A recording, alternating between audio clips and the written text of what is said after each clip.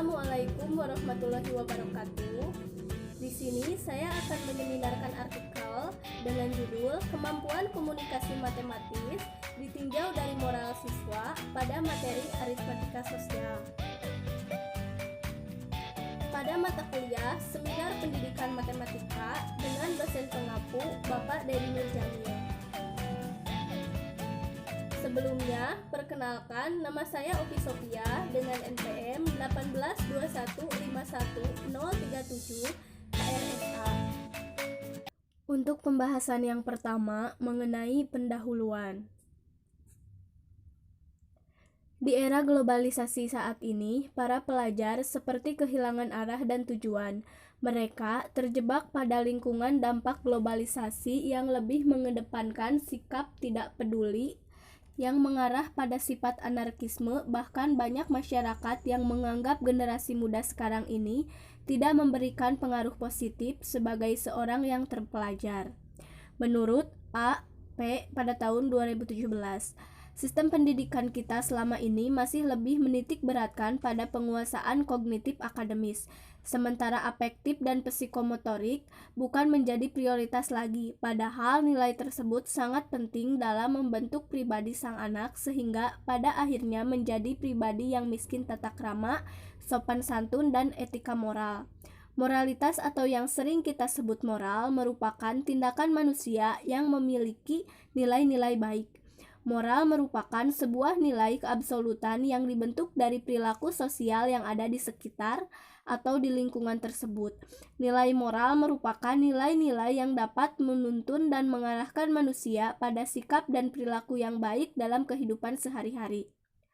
Kurikulum 2013 memberikan arahan bahwa pembelajaran harus bertumpu pada keefektifan siswa dan mereka harus mendapatkan pengalaman nyata dalam proses pembelajarannya.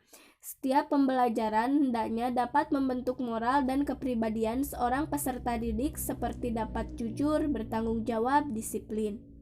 Komunikasi secara umum dapat diartikan sebagai suatu cara untuk menyampaikan suatu pesan dari pembawa pesan ke penerima pesan untuk memberitahu pendapat atau perilaku, baik langsung secara lisan maupun tak langsung melalui media. Salah satu bentuk komunikasi matematis adalah kegiatan memahami matematika. Memahami matematika memiliki peran sentral dalam pembelajaran matematika, sebab kegiatan memahami mendorong peserta didik belajar bermakna secara aktif. Matematika merupakan suatu bahasa. Matematika sebagai suatu bahasa tentunya sangat diperlukan untuk dikomunikasikan, baik secara lisan maupun tulisan, sehingga informasi yang disampaikan dapat diketahui dan dipahami oleh orang lain. Komunikasi di dalam kelas terjadi antara guru dan siswa, di mana cara pengalihan pesannya dapat secara lisan maupun tertulis. Dalam berkomunikasi harus dipikirkan bagaimana caranya agar pesan yang disampaikan seseorang itu dapat dipahami oleh orang lain. Untuk mengembangkan kemampuan berkomunikasi dapat disampaikan dengan berbagai bahasa, salah satunya bahasa matematis. Salah satu tujuan pembelajaran matematika di sekolah adalah agar siswa memiliki kemampuan mengkomunikasikan gagasan dengan simbol, tabel, diagram, atau media lain untuk memperjelas keadaan atau masalah. Selain itu, komunikasi merupakan salah satu pengalaman belajar yang harus dialami siswa dalam proses pembelajaran pada setiap mata pelajaran. Oleh karena itu, kemampuan komunikasi matematis merupakan hal yang sangat penting dalam pembelajaran matematika dan salah satu kompetensi yang harus dimiliki siswa. Kemampuan komunikasi matematis sebagai salah satu aktivitas sosial atau talking maupun sebagai alat bantu berpikir, writing, yang direkomendasikan para pakar agar terus ditumbuh kembangkan di kalangan siswa. Bahasan yang kedua yaitu mengenai kemampuan komunikasi matematis. Di sini terdapat beberapa ahli yang menyatakan mengenai pengertian dari kemampuan. Sebelumnya, matematika itu merupakan suatu bahasa. Matematika sebagai suatu bahasa tentunya sangat diperlukan untuk dikomunikasikan baik secara lisan maupun tulisan, sehingga informasi yang disampaikan dapat diketahui dan dipahami oleh orang lain. Kemampuan komunikasi menjadi dasar utama dalam pembelajaran matematika sehingga siswa harus mampu melatih kemampuan komunikasi matematis ini. Berikut ini adalah paparan mengenai pengertian dari kemampuan. Yang pertama ada menurut Sulaiman pada tahun 2007 pada halaman 112. Kemampuan adalah sifat yang dibawa lahir atau dipelajari yang memungkinkan seseorang yang dapat menyelesaikan pekerjaannya, baik secara mental maupun secara fisik. Menurut asumsi dari Sulaiman, mengemukakan bahwa kemampuan itu merupakan suatu bawaan dari lahir atau sesuatu yang dipelajari, sehingga hasil dari itu kita bisa menyelesaikan suatu pekerjaan, baik secara mental maupun secara fisik. Ketika kemampuan tersebut bawaan dari lahir, maka kita harus mensyukurinya. Namun ketika kita tidak memiliki kemampuan yang dispesialkan, maka hal tersebut bisa dipelajari hingga kita menjadi mahir dalam mengerjakannya. Misalnya karyawan dalam suatu organisasi, meskipun dimotivasi dengan baik, tetapi tidak semua memiliki kemampuan untuk bekerja dengan baik jika tidak dilatih. Kemampuan dan keterampilan memainkan peranan utama dalam perilaku dan kinerja individu. Keterampilan adalah kecakapan yang berhubungan dengan tugas yang dimiliki dan dipergunakan oleh seseorang pada waktu yang tepat. Sedangkan menurut McCain dan Glenow dalam Buyung pada tahun 2007 halaman 37 menyatakan bahwa kemampuan merupakan ability, the natural aptitude and learned capabilities required to successfully complete a task. Nah, berdasarkan asumsi tersebut, berarti kemampuan adalah kecerdasan-kecerdasan alami dan kapabilitas yang dipelajari untuk menyelesaikan suatu tugas. Hal ini berarti kecerdasan bakat alami yang membantu seseorang mempelajari tugas-tugas tertentu lebih cepat dalam mengerjakannya. Dalam hal ini, kecerdasan adalah suatu perihal cerdas, kesempurnaan akal budi manusia. Kata kecerdasan ini diambil dari akar kata cerdas. Menurut KBBI, cerdas berarti sempurna pertumbuhan tubuhnya. Sedangkan yang dimaksud dengan bakat alami adalah, atau yang sering kita sebut bakat atau talenta, yaitu merupakan potensi atau kemampuan dasar yang dimiliki seseorang yang dibawa sejak lahir.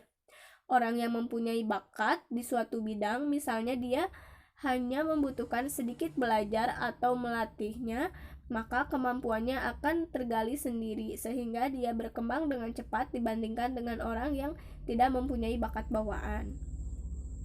Bagaimana dengan orang yang tidak mempunyai bakat bawaan sedang dia sangat mencintai bidang yang digelutinya tersebut? Di samping mempunyai bakat alami, seseorang juga dapat mempunyai kemampuan melalui tempaan. Dalam dunia olahraga misalnya, untuk mengasah kemampuan bisa didapat melalui latihan yang kontinu dan terstruktur. Atlet yang mempunyai bakat alami akan cepat berkembang dalam suatu kemampuan tertentu, namun atlet semacam ini akan susah merubah kemampuan hebat yang sudah dimilikinya kepada kemampuan baru di luar bakat yang sudah ada. Sedang atlet yang kemampuannya didapat dari hasil tempaan cenderung lebih mudah dipoles karena kemampuannya berangkat dari nol hingga dapat lebih mudah dibentuk untuk mendapatkan kemampuan yang kompleks. Pendapat yang ketiga, menurut Stephen V. Robbins pada tahun 2003 mendefinisikan kemampuan sebagai kapasitas serta kapabilitas yang dimiliki oleh setiap orang secara individu untuk menjalankan tugas dalam pekerjaannya yang telah menjadi tanggung jawabnya. Berdasarkan asumsi menurut Stephen V. Robbins pada tahun 2003, kemampuan adalah kapabilitas dan kapasitas yang dimiliki oleh seseorang secara individu untuk menyelesaikan suatu tugas atau pekerjaan yang telah menjadi tanggung jawabnya. Maka, menurut pendapat-pendapat di atas, melalui analisis sintesis dapat disimpulkan bahwa kemampuan adalah kecakapan setiap individu untuk menyelesaikan pekerjaannya, dan kemampuan juga dapat dilihat dari tindakan-tindakan setiap individu. Kemampuan merupakan suatu hal yang telah ada sejak lahir. Kemampuan yang ada di dalam diri manusia tersebut biasanya disebut dengan potensi. Potensi tersebut bisa diasah sampai kita mahir. Kemampuan atau potensi juga bisa lahir atau bisa tercipta dengan latihan dan asahan yang dilakukan secara berkala, sampai seorang individu tersebut merasa puas akan kemampuan atau potensi yang dimilikinya. Kemampuan sendiri terbagi menjadi dua kelompok. Yang pertama ada kemampuan intelektual, yaitu kemampuan yang dimiliki seseorang untuk melakukan aktivitas yang membutuhkan kemampuan berpikir. Yang kedua ada kemampuan fisik, yaitu kemampuan fisik tersebut merupakan kemampuan melakukan tugas-tugas yang menuntut tenaga atau stamina berupa keterampilan, kekuatan, atau karakteristik serupa. Yang selanjutnya ada pengertian kemampuan komunikasi matematis itu sendiri yang dinyatakan oleh beberapa pendapat ahli. Yang pertama menurut NCTM dalam Herdiana, Rohaeti, dan Sumarno pada tahun 2017 menyatakan bahwa komunikasi matematis adalah suatu kompetensi dasar matematis yang esensial dari matematika dan pendidikan matematika. Berdasarkan asumsi tersebut, menyatakan bahwasanya komunikasi matematis adalah suatu kompetensi dasar matematis yang esensial dari matematika dan pendidikan matematika. Esensial berarti mendasar, jadi kemampuan komunikasi merupakan suatu kemampuan yang menjadi dasar dari matematika maupun pendidikan matematika. Tanpa suatu komunikasi yang baik, maka perkembangan matematika akan terhambat. Simbol merupakan lambang atau media yang mengandung maksud dan tujuan tertentu. Simbol komunikasi ilmiah dapat berupa tabel, bagan, grafik, gambar, persamaan matematika, dan sebagainya. Yang selanjutnya, menurut Prayitno DKK pada tahun 2013, komunikasi matematis adalah suatu cara siswa untuk menyatakan dan menafsirkan gagasan-gagasan matematika secara lisan maupun tertulis, baik dalam bentuk gambar, tabel, diagram, rumus, ataupun demonstrasi. Nah, menurut asumsi Prayitno DKK tersebut bahwasanya kemampuan matematis adalah suatu cara yang digunakan oleh siswa untuk menafsirkan sebuah gagasan, baik ungkapan secara lisan maupun tulisan atau dalam bentuk lainnya, seperti bentuk gambar, diagram, ataupun tabel. Cara yang dimaksud adalah dengan menyampaikan gagasan tersebut disebut juga dengan komunikasi. Komunikasi dapat terjadi jika seseorang memberikan respon pada orang lain. Maka dari itu, matematika adalah bahasa yang melambangkan serangkaian makna dari pernyataan yang ingin disampaikan. Yang selanjutnya, menurut Susanto pada tahun 2013 berpendapat bahwa komunikasi matematis dapat didefinisikan sebagai suatu dialog di mana dalam dialog tersebut terjadi pengalihan pesan matematis yang berisikan materi matematika berupa konsep, rumus, atau strategi penyelesaian masalah, baik secara lisan maupun tertulis. Nah, berdasarkan asumsi tersebut, berpendapat bahwa kemampuan matematis itu merupakan suatu dialog mengenai pesan matematis yang berupa konsep, rumus, atau strategi penyelesaian. Nah, baik secara lisan maupun secara tertulis. Dalam penyampaiannya, suatu pesan dari pembawa pesan ke penerima pesan untuk memberitahu pendapat atau berperilaku baik secara langsung disampaikan secara lisan maupun melalui media lain. Nah, di dalam berkomunikasi tersebut harus dipikirkan bagaimana caranya agar pesan yang disampaikan seseorang itu dapat dipahami orang lain secara jelas. Nah, dari pendapat-pendapat di atas, melalui analisis sintesis dapat disimpulkan bahwa kemampuan komunikasi dalam matematika adalah kemampuan siswa membaca wacana matematika dengan pemahaman, mampu mengembangkan bahasa dan simbol matematika sehingga dapat mengkomunikasikan secara lisan dan tulisan, mampu mengembangkan secara visual dan merefleksikan gambar atau diagram ke dalam ide matematika, mampu merumuskan dan mampu memecahkan masalah melalui penemuan. Secara umum, matematika dalam ruang lingkup komunikasi mencakup keterampilan atau kemampuan menulis, membaca, diskusi, dan assessing, dan wacana. Tanpa komunikasi dalam matematika, kita akan memiliki sedikit keterangan, data, dan fakta tentang pemahaman siswa dalam melakukan proses dan aplikasi matematika. Sebagaimana diungkapkan oleh Asikin bahwa pentingnya kemampuan komunikasi matematis dalam pembelajaran matematika yaitu untuk membantu siswa menajamkan cara siswa untuk berpikir sebagai alat untuk menilai pemahaman siswa, membantu siswa membangun pengetahuan matematikanya, meningkatkan kemampuan pemecahan masalah matematik, memajukan penalarannya, membangun kemampuan diri, meningkatkan keterampilan sosialisasinya, serta bermanfaat dalam mendirikan komunikasi matematik. Yang selanjutnya ada jenis-jenis kemampuan komunikasi matematis menurut Yulianto dan Sutiarso pada tahun 2017 menyatakan bahwa kemampuan komunikasi matematika terbagi menjadi dua. Yang pertama ada komunikasi lisan atau talking. Nah, hal ini dilihat dari keterlibatan siswa dalam diskusi. Yang kedua, ada komunikasi tulisan atau writing. Kemampuan siswa ini dilihat dari kosakata, baik notasi dan struktur matematika dalam menghubungkan dan memahami gagasan dalam pemecahan masalah. Yang selanjutnya, ada jenis-jenis komunikasi matematis menurut Nur Rahman. Yang pertama, ada komunikasi lisan.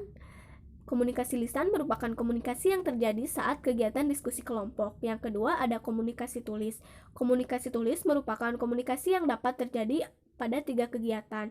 Yang pertama, memaparkan ide atau situasi dari suatu gambar atau grafik dengan bahasa sendiri dalam bentuk tulis.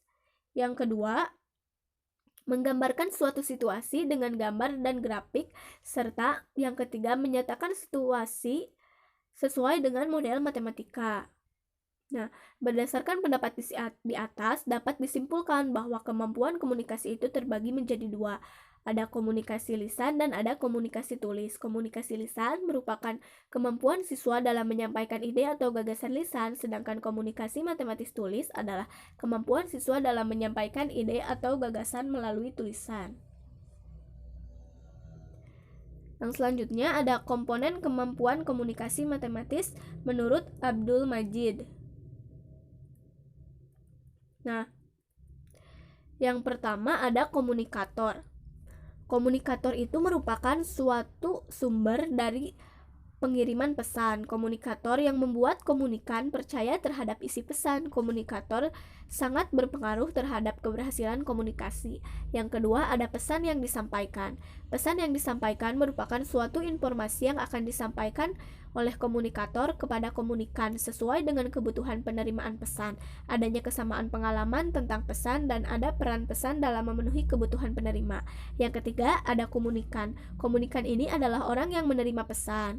Agar komunikasi berjalan lancar, komunikan harus mampu menafsirkan pesan, sadar bahwa pesan sesuai dengan kebutuhannya dan harus ada perhatian terhadap pesan yang diterima. Yang keempat, ada konteks. Komunikasi berlangsung dalam settingan atau lingkungan tertentu. Lingkungan yang kondusif sangat mendukung keberhasilan komunikasi.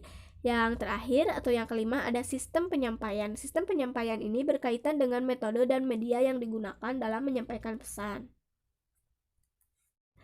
Yang selanjutnya ada aspek kemampuan komunikasi matematis menurut Vermont Department of Education pada tahun 2004. Menyatakan bahwa aspek tersebut terdiri dari 3 aspek. Yang pertama, menggunakan bahasa matematika yang akurat dan menggunakannya untuk mengkomunikasikan aspek-aspek penyelesaian masalah. Yang kedua, menggunakan representasi matematika secara akurat untuk mengkomunikasikan penyelesaian masalah. Yang ketiga, mempresentasikan penyelesaian masalah yang terorganisasi dan terstruktur dengan baik. Yang selanjutnya ada indikator atau ciri-ciri kemampuan komunikasi matematis. Yang pertama ada menurut NCTM. Menurut NCTM, indikator tersebut terdiri dari 6 indikator. Yang pertama mengungkapkan dan menjelaskan pemikiran mereka tentang ide matematika dan menghubungkannya. Yang kedua merumuskan definisi matematika dan membuat generalisasi yang diperoleh melalui investigasi. Yang ketiga mengungkapkan ide matematika secara lisan dan tulisan. Yang keempat membaca wacana matematika dengan pemahaman. Yang kelima menjelaskan dan mengajukan serta memperluas pernyataan terhadap matematika yang telah dipelajarinya. Yang keenam, menghargai keindahan dan kekuatan notasi matematika serta peranannya dalam mengembangkan ide atau gagasan matematika. Yang selanjutnya menurut Sumarno. Nah, menurut Sumarno ini indikatornya terdiri dari 7 indikator. Yang pertama, menghubungkan benda nyata, gambar, dan diagram ke dalam ide matematika. Yang kedua, menjelaskan ide, situasi, dan relasi matematika secara lisan atau tulisan dengan benda nyata, gambar, grafik, dan aljabar. Yang ketiga, menyatakan peristiwa sehari-hari dalam bahasa atau simbol matematika. Yang keempat, mendengarkan, berdiskusi, dan menulis tentang matematika. Yang kelima, membaca presentasi matematika tertulis dan menyusun pernyataan yang relevan. Yang keenam, menyebut konjektur, menyusun argumen, merumuskan definisi, dan generalisasi. Yang ketujuh, menjelaskan dan membuat pernyataan matematika yang telah dipelajari. Yang selanjutnya ada penjelasan indikator berdasarkan NCTM dan Sumarno dalam Susanto pada tahun 2013. Yang pertama, mengekspresikan ide-ide matematis melalui tulisan. Siswa diharapkan dapat menjelaskan dari suatu permasalahan matematika dengan langkah-langkah matematika sehingga memperoleh suatu solusi atau jawaban dari permasalahan tersebut secara matematika. Yang kedua, dapat menuliskan jawaban yang lengkap dari penjelasan yang jelas dari suatu permasalahan. Yang ketiga, menjelaskan peristiwa sehari-hari dalam bahasa atau simbol matematika. Siswa diharapkan dapat menyatakan suatu permasalahan kehidupan sehari-hari yang berkaitan dengan matematika ke dalam bentuk bahasa atau suatu kalimat matematika. Siswa dikatakan dapat menyatakan suatu permasalahan jika siswa dapat memahami apa saja yang diketahui, dinyatakan, dan bisa menjelaskan langkah-langkah proses penyelesaian menggunakan bahasa atau simbol matematika. Yang selanjutnya, menurut Ansari menyebutkan indikator untuk mengukur kemampuan komunikasi matematis terbagi menjadi 3 kelompok. Yang pertama ada menggambar atau drawing, yaitu merefleksikan benda-benda nyata, gambar, dan diagram ke dalam ide-ide matematika atau sebaliknya dari ide-ide matematika ke dalam bentuk gambar atau diagram. Yang kedua ada ekspresi matematika atau mathematical expression, yaitu mengekspresikan konsep matematika dengan menyatakan peristiwa sehari-hari dalam bahasa atau simbol matematika. Yang ketiga menulis atau written text, yaitu memberikan jawaban dengan menggunakan bahasa sendiri, membuat model situasi atau persoalan menggunakan bahasa lisan, tulisan, gambar, dan aljabar, menjelaskan dan membuat pernyataan tentang matematika yang telah dipelajari, mendengarkan, mendiskusikan, dan menulis tentang matematika, membuat konjektur, serta menyusun argumen, dan juga membuat generalisasi. Nah, berdasarkan dari pendapat para ahli tersebut, dapat disimpulkan bahwa kemampuan komunikasi matematis merupakan kemampuan siswa dalam mengkonstruksikan atau menyajikan suatu persoalan atau masalah ke dalam model matematika berupa persamaan, grafik, diagram, ide, gagasan, tabel, dan pernyataan matematika, baik secara lisan maupun tulisan, serta mampu menyatakan suatu ide komunikasi matematika dikatakan baik apabila sudah memenuhi semua indikator yang disebutkan di atas. Yang selanjutnya ada peran penting komunikasi. Nah, peran penting komunikasi ini dinyatakan oleh Asikin dalam Agatha.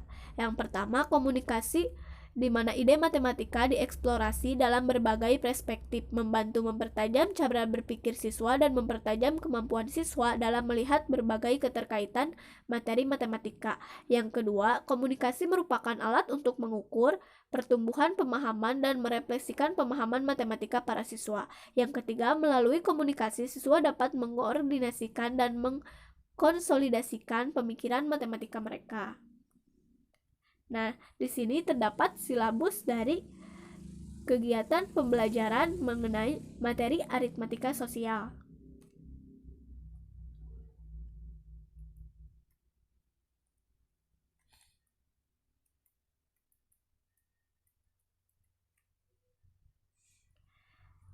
Yang selanjutnya ada contoh soal aritmatika sosial berdasarkan kemampuan komunikasi matematis dilihat dari indikator kemampuan komunikasi matematisnya menurut NCTM dan Sumarno pada Susanto pada tahun 2013. Yang pertama, menyatakan peristiwa sehari-hari dalam bahasa atau simbol matematika. Yang dimaksud dengan menyatakan peristiwa sehari-hari dalam bahasa atau simbol matematika adalah peserta didik dapat mengubah wacana dari peristiwa atau kejadian dalam kehidupan sehari-hari ke dalam bahasa matematika yang bersifat informal ke formal, sehingga peserta didik mampu menggunakan istilah, gambar, tabel, diagram, notasi, atau rumus matematika secara tetap. Nah, berikut ini contoh soalnya. Misalnya, Bu Susi membeli alat tulis kantor di Indogrosir dengan rincian harga sebagai berikut. Pertanyaannya, A. Berapa rupiah yang harus dibayar Bu Susi seluruhnya? B. Berapa banyak barang yang dibeli oleh Ibu Susi? C. Jika Ibu Susi hanya ingin membeli 1 buah cat akrilik, 1 buah buku tulis, dan 1 buah penggaris, berapa rupiah yang harus ia bayar? Nah, untuk jawabannya, yang pertama, harga keseluruhan yang harus dibayar Ibu Susi, kita tinggal menjumlahkan saja seluruh harga yang ada pada tabel. Yang pertama 350.000 ditambah 120.000 ditambah 35.000, jadi hasilnya 505.000. Yang B, banyak barang yang dibeli Ibu Susi, berarti kita tinggal menjumlahkan saja jumlah barang yang ada pada tabel. Yang pertama ada 10 cat akrilik ditambah 12 buku tulis dan ditambah 5 penggaris, berarti barang yang harus dibeli Ibu seluruhnya adalah 27 barang. Untuk yang ketiga, jika Ibu hanya membeli 1 buah barang. Nah, untuk 1 buah cat akrilik, kita tinggal membagikannya saja harga keseluruhan dibagi jumlah barang. Berarti 350.000 dibagi 10, hasilnya 35.000.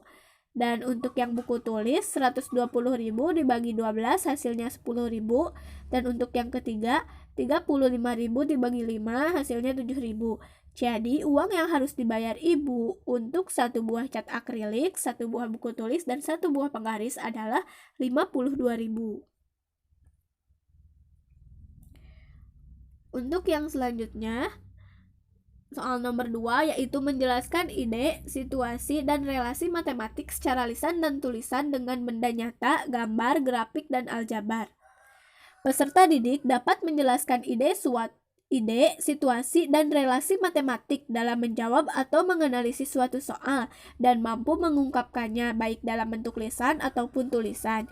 Jika mengungkapkannya dalam bentuk tulisan, berarti diungkapkan secara langsung tanpa ada perantara atau media, baik dalam kegiatan diskusi ataupun dalam kegiatan kelompok. Sedangkan dalam bentuk tulis dapat diungkapkan dengan benda nyata seperti tulisan, gambar, grafik, dan aljabar. Contoh soalnya, di bawah ini adalah harga beras di toko makmur. Lengkapilah tabel tersebut terlebih dahulu.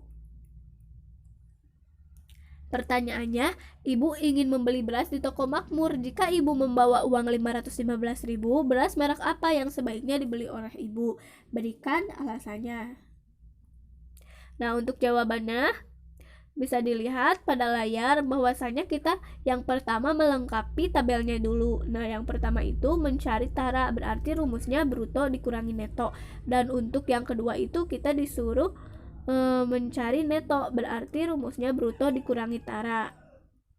Nah, dapat dilihat uraian pengurangannya pada tabel. Nah, mengenai beras apa yang Ibu beli serta alasannya. Nah, di sini siswa dituntut secara tulis dan lisan dalam menjelaskan idenya untuk menentukan jawaban.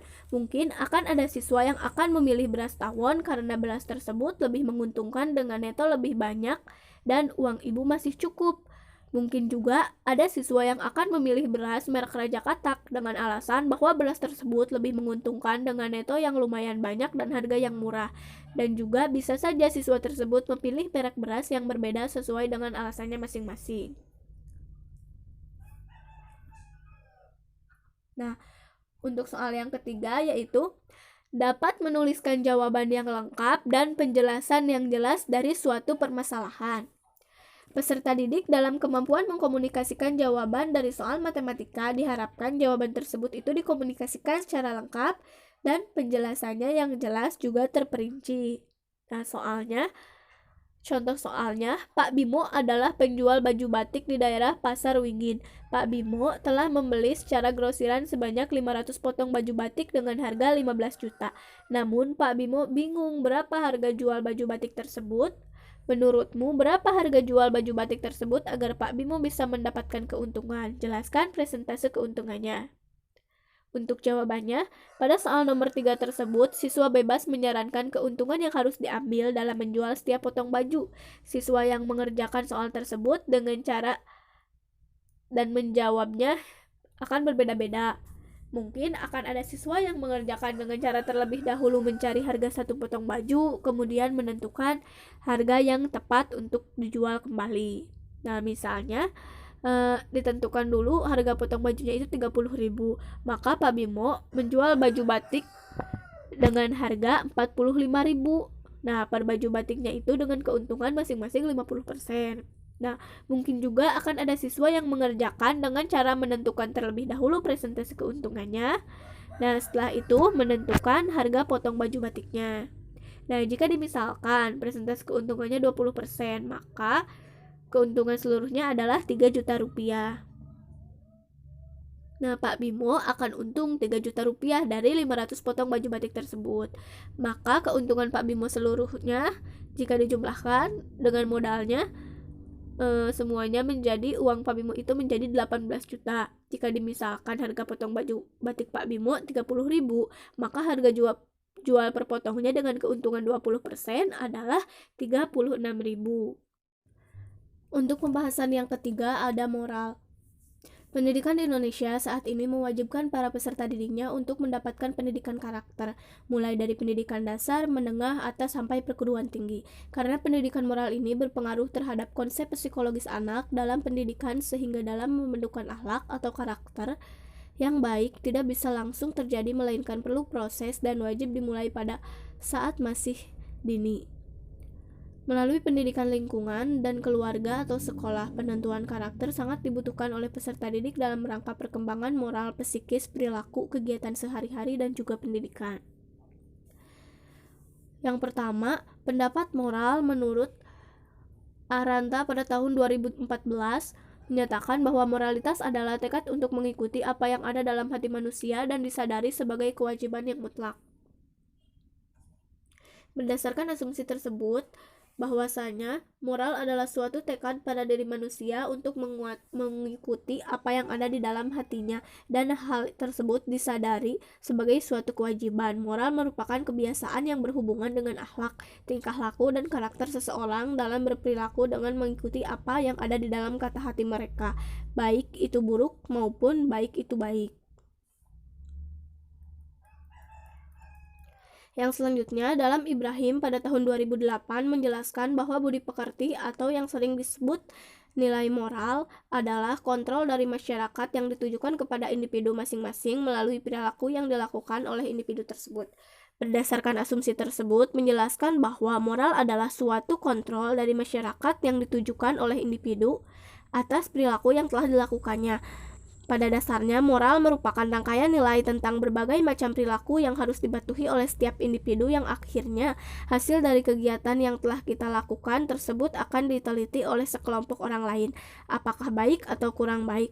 Moral merupakan kaidah norma dan pranata atau yang sering disebut sebagai norma atau aturan mengenai suatu aktivitas di masyarakat, merupakan yang mengatur perilaku individu dalam menghubungkan dengan kelompok atau sosial masyarakat. Moral juga merupakan standar baik buruk yang dipastikan bagi individu oleh nilai-nilai sosial budaya di mana individu sebagai anggota sosial. Perilaku moral diperlukan demi terwujudnya kehidupan yang damai, penuh ketertiban, peraturan, dan keharmonisan. Yang selanjutnya menurut Wantah pada tahun 2005, pengertian moral adalah sesuatu yang berkaitan atau ada hubungannya dengan kemampuan menentukan benar salah dan baik buruknya tingkah laku. Berdasarkan asumsi tersebut, bahwasanya ketika seseorang mampu menentukan suatu perbuatannya dapat dikatakan benar atau salah, maka kemampuan tersebut dinamakan dengan pemahaman moral. Biasanya ketika seseorang melakukan suatu perbuatan yang baik, maka dirinya akan merasa tenang. Hal ini berarti dapat dinilai bahwa orang tersebut telah berbuat yang benar. Namun sebaliknya, ketika seseorang melakukan suatu kesalahan, maka dirinya akan merasa was-was. Hal ini berarti seseorang tersebut telah mengakui dalam dirinya bahwa dirinya telah melakukan sesuatu perbuatan yang salah. Hal itu dikatakan dengan moral menurut Wentah pada tahun 2005. Maka menurut pendapat-pendapat di atas, melalui analisis sintesis dapat disimpulkan bahwa moral adalah suatu tekad pada diri manusia mengenai perilaku yang dilakukan berdasarkan apa kata hati yang pada akhirnya perilaku tersebut menjadi kontrol bagi masyarakat untuk diberikan penilaian apakah perilaku tersebut benar ataukah perilaku tersebut salah. Moral, akhlak, atau etika adalah istilah-istilah manusia menyebut ke manusia lainnya.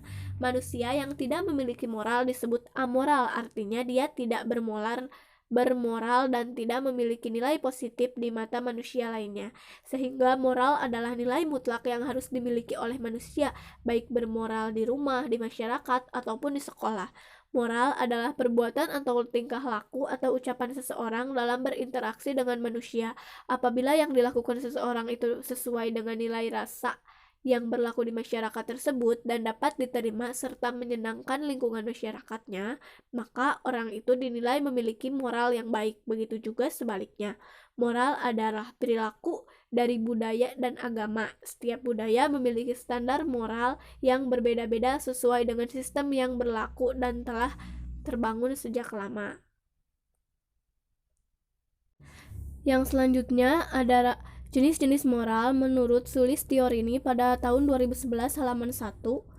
Moral dibagi dua. Yang pertama ada moral individual, yaitu moral yang menyangkut hubungan manusia dengan kehidupan dari pribadinya sendiri atau tentang cara manusia memperlakukan dirinya sendiri. Yang kedua ada moral sosial. Moral sosial adalah moral yang menyangkut tentang hubungan manusia dengan manusia lain dalam kehidupan bermasyarakat atau di lingkungan sekitarnya. Yang ketiga ada moral religi. Moral religi adalah hubungan manusia dengan Tuhan yang diyakininya. Yang selanjutnya ada komponen moral menurut Lin W. Schwenner. Yang pertama ada komponen moral tersebut ada kepekaan moral. Kepekaan moral ini merupakan sesuatu kemampuan untuk dapat melihat dilema etika, termasuk ini bagaimana tindakan kita akan dapat mempengaruhi orang lain. Yang kedua ada motivasi moral. Motivasi moral ini merupakan komitmen pribadi untuk suatu tindakan moral menerima tanggung jawab atas segala hasilnya. Yang ketiga ada karakter moral, merupakan ketekunan meskipun kelelahan juga banyak godaan untuk mengambil jalan keluar yang mudah. Yang selanjutnya ada ciri-ciri moral menurut Bertens K.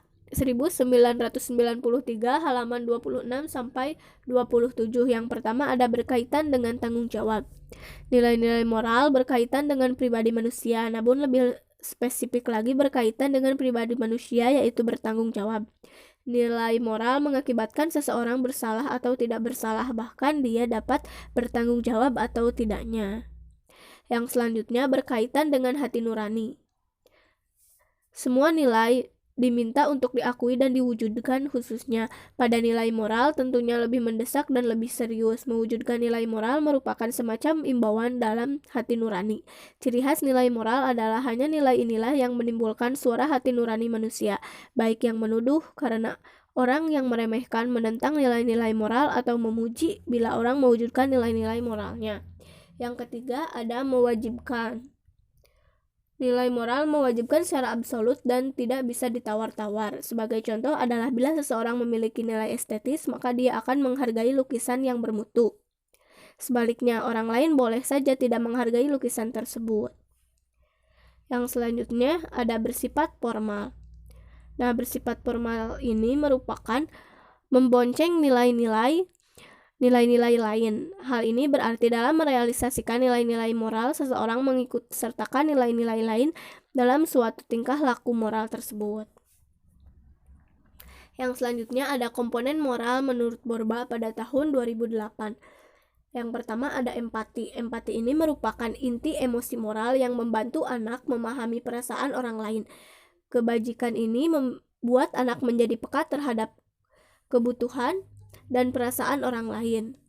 Yang kedua ada hati nurani. Hati nurani adalah suara hati yang membantu anak memilih jalan yang benar daripada jalan yang salah serta tetap berada di jalur yang bermoral. Yang ketiga ada rasa hormat. Rasa hormat mendorong anak bersikap baik dan menghormati orang lain. Kebajikan ini mengarahkan anak memperlakukan orang lain sebagaimana ia ingin orang lain memperlakukan dirinya. Yang keempat, ada kebaikan hati. Kebaikan hati membantu anak mampu mewujudkan kepeduliannya terhadap kesejahteraan dan perasaan orang lain.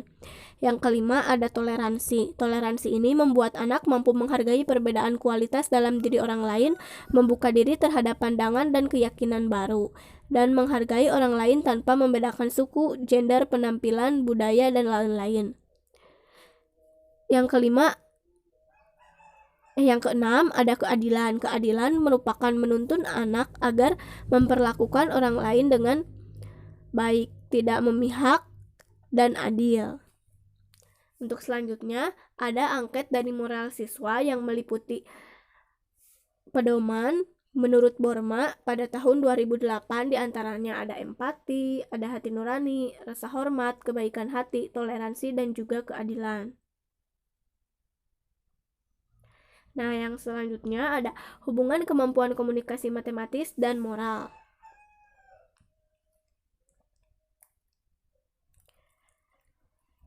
Nah, perlu juga disadari bahwa dunia pendidikan tidak kebal terhadap pengaruh globalisasi. Era globalisasi yang sangat erat dengan persaingan yang ketat harus disikapi secara tepat dan bijak. Tak bisa dipungkiri bahwa globalisasi telah menguntungkan berbagai pihak, namun di sisi lain juga dapat menyebabkan berbagai nilai yang dimungkinkan tidak sesuai dengan nilai-nilai yang kita yakini, termasuk di dalamnya nilai moral. Nilai moral merupakan konsep penting dalam kehidupan yang merupakan pemikiran berharga sebagai standar perbuatan dan sikap. Nilai tersebut diyakini banyak orang sebagai sesuatu yang benar dan tidak menyulitkan orang lain. Dalam kemampuan mengkomunikasikan matematis ini menjadi dasar dalam matematika atau pendidikan matematika, di mana komunikasi ini tidak hanya sebagai alat berpikir, menentukan rumus, menyelesaikan masalah, atau mengumpulkan tentang ide-idenya saja, namun matematika juga memiliki nilai yang tidak terbatas untuk menyatakan beragam ide yang jelas dan tepat. Maka dari itu, dalam kandungan suatu moralitas siswa sangat penting untuk dimiliki. Nilai moral merupakan konsep penting standar perbuatan dan sikap yang menentukan siapa kita, bagaimana kita hidup, dan bagaimana kita memperlakukan orang lain. Nilai-nilai tersebut dapat dibedakan menjadi dua bagian. Yang pertama, ada nilai-nilai nurani, meliputi kejujuran, keberanian, cinta damai, keyakinan diri, disiplin diri, dan kesucian hati. Yang kedua, ada nilai-nilai memberi, meliputi kesetiaan, penghormatan, kasih sayang, tidak egois, ramah, dan bersikap adil. Jika nilai moral siswa kurang baik, maka dalam mengkomunikasikan matematis tersebut dapat menghambat mengenai kemampuan komunikasi matematis sendiri, dikarenakan siswa tidak memiliki nilai murni dalam dirinya, meliputi kejujuran, keberanian, cinta damai, keyakinan diri, disiplin diri, dan kesucian hati. Nilai yang kedua yang tidak dimiliki siswa yaitu meliputi kesetiaan, penghormatan, kasih sayang, dan tidak egois, ramah dalam mengisi atau dalam menganalisis setiap soal di dalamnya. Dibutuhkan kemampuan komunikasi matematis. Ketika nilai moral yang ingin diintegralisasikan telah mulai dicapai, akan menghasilkan kepuasan dari diri siswa dan menyadarkan mereka akan keindahan matematika dan pembelajaran matematika itu sendiri. Sekian yang dapat saya paparkan mengenai seminar matematika ini. Semoga dapat bermanfaat. Kurang lebihnya mohon maaf. Wassalamualaikum.